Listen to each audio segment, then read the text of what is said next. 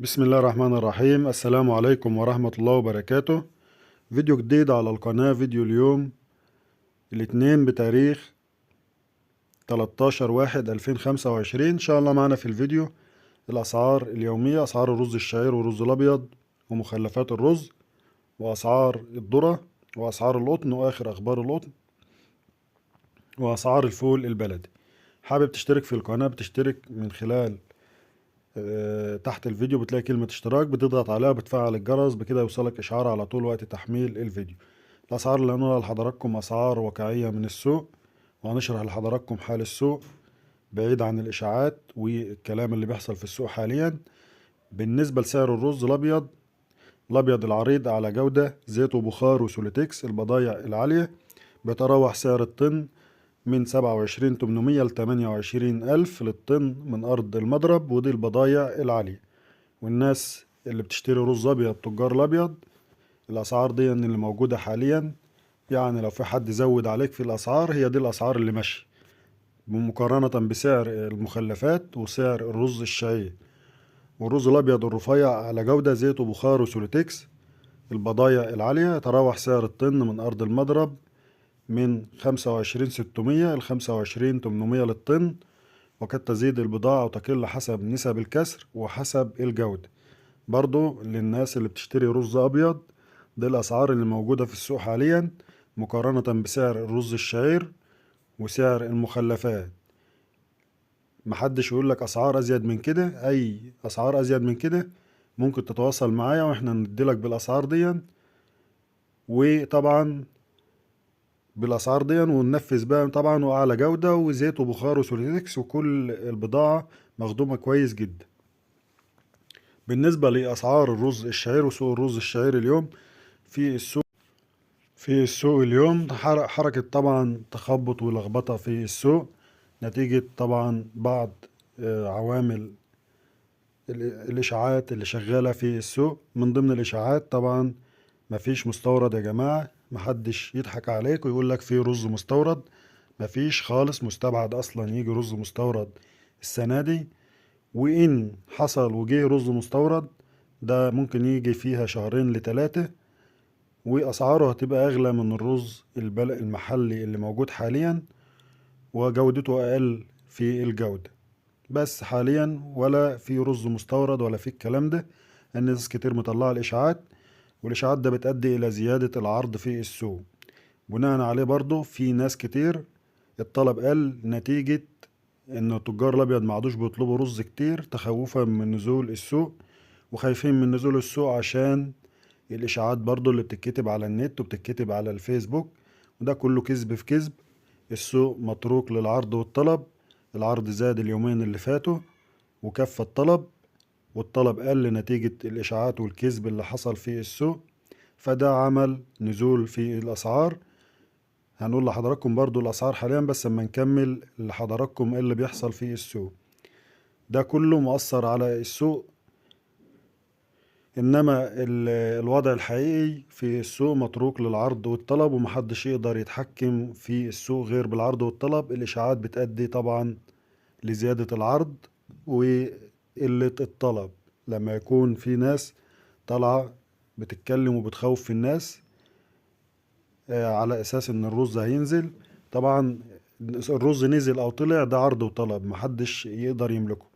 انما هيبقى بالكذب والضحك على الناس، ده ربنا مش هيبارك في اي مكسب يحصل نتيجة اللي موجود حاليا. زي ما قلت لحضراتكم في طلب جاي في السوق، وطلب كبير جدا. لسه احنا في بداية طلبات رمضان. كل عام وحضراتكم بخير. وهيبقى في طلب كتير جدا في السوق الفترة اللي جاية، وتجار الابيض وقوفهم عن الشراء حاليا هيجي عليهم بنتيجة عكسية بعد كده. لأن الناس لما نزل السوق النهاردة بدأت الناس ما تتقبلش الأسعار، لأن سعر الرز ما ارتفعش بالطريقة اللي احنا نقدر نقول السوق عدى والكلام ده كله. الرز لسه أقل من معدلاته الطبيعية في السوق. وكان اللي رفع الرز الأبيض زي ما قلت لحضراتكم نزول المخلفات، والمخلفات بدأت تزيد من النهاردة. فالجاي السوق جاي إن شاء الله في طلب في السوق. وطبعا الناس اللي العرض موجود في السوق برضو زي ما قلت لحضراتكم، علشان اللي بيحصل من الإشاعات اللي شغالة ليل نهار وخلت الناس مش عارفة تشتغل، سواء تجار أو سواء تجار أبيض. في ناس تجار أبيض كتير بتكلمني وخايفة تشتري مع إن هم محتاجين بضاعة، وكل يوم بيعدي بيزيد احتياجهم للبضاعة.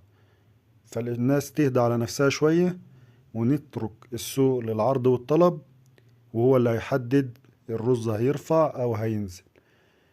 ده اللي اقدر اقوله لكم في السوق. بالنسبة للناس اللي بتشتكي من نزول السوق برضو، قلت لحضراتكم اللي بيجي يعرض بيعرض الكمية كلها. قبل كده قلنا اعرض حبة بحبة او نقلة بنقلة، نقلتين بنقلتين، عشان ما ترجعش تقول ده السوق نزل. انا بقول لحضراتكم عشان في ناس بتلومنا على الكلام ده، انما احنا بنتكلم عن سوق عرض وطلب، ولا قلنا لحد بيع ولا حد اشتري. انت كل واحد ادرى بظروفه. عشان ما اطولش على حضراتكم، اسعار الرز الشعير اليوم وصل للمضرب الشعير العريض بتراوح سعره من 17 600 ل 17 800، وصل للمضرب.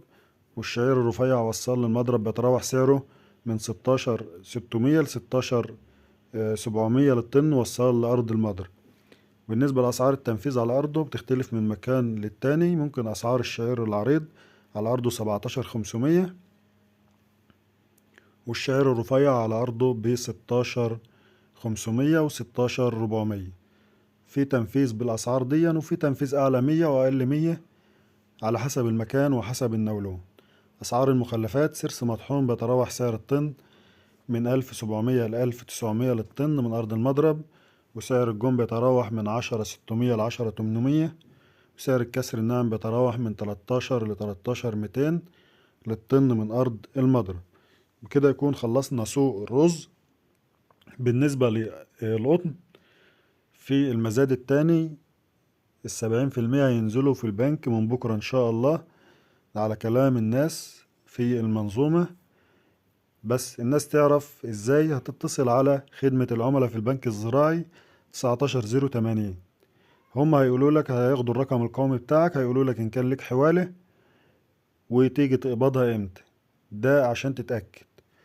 ممكن السيستم بيسمع عليه في محافظات بدري شوية عن المحافظات، فيرجع اتصل تاني في تاني يوم ويسأل، لأن طبعا الناس في المنظومة بتأكد إن 70% هينزلوا من بكرة إن شاء الله يوم التلات. بالنسبة لسعر القطن خارج المزادات، في ارتفاع وتحسن شوية عن الأسعار اللي فاتت. تراوح سعر الإنطار جزء 94 من 9000 ل9200، وفي ناس بتقول 9300 حسب المكان. وطبعا المجمعات فتحت تاني لاستلام القطن بعد ما القطن اللي كان موجود فيها اتشال، وبدأوا يستلموا بضاعة قطن جديد. والعمل خفيف يعني في المجمعات. الأعداد اللي راحت قليلة جدا في بالنسبة مقارنة باللي فات، بالمجمعات اللي فاتت.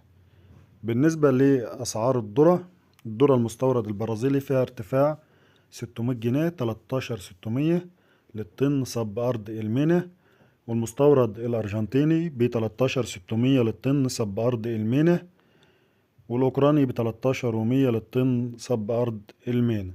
بالنسبة للذرة المحلي بيتراوح سعر الذرة الأصفر من 13500 ل 13700، والذرة الأبيض من 13600 ل 13800 للطن البضايع العالية على أرضه اليوم. بالنسبة لأسعار الصويا 18700 صويا 44% مستورد، و19700 صويا 46% مستورد. ده بالنسبة لأسعار. بالنسبة للصويا البلدي بيتراوح سعرها من 22500 ل 23 للطن حسب البضاعة وحسب المكان. أسعار الفول البلدي البضايع العالية تلاجات الخام وزن الأرداب ب155 كيلو بيتراوح سعره من 6400 ل 6600 للأرداب البضاعة العالية في الفول البلدي. بكده يكون وصلنا لنهاية الفيديو. وطبعا ما عملتش فيديوهات امبارح طبعا نتيجة ظروف خاصة، ان شاء الله هتابع معاكم السوق اول باول، وهنعمل الفيديو باستمرار يومي ان امكن. ربنا ما جابش حاجة وحشة، هنبقى معاكم على طول ونتابع معاكم الاسعار اول باول والسوق اول باول. ده اللي موجود حاليا في السوق، نقلنا لحضراتكم. يا ريت اللي عنده اي استفسار او اي متابعة يكتب لنا او اي اضافة يكتبها لنا في التعليقات. والسلام عليكم ورحمة الله وبركاته.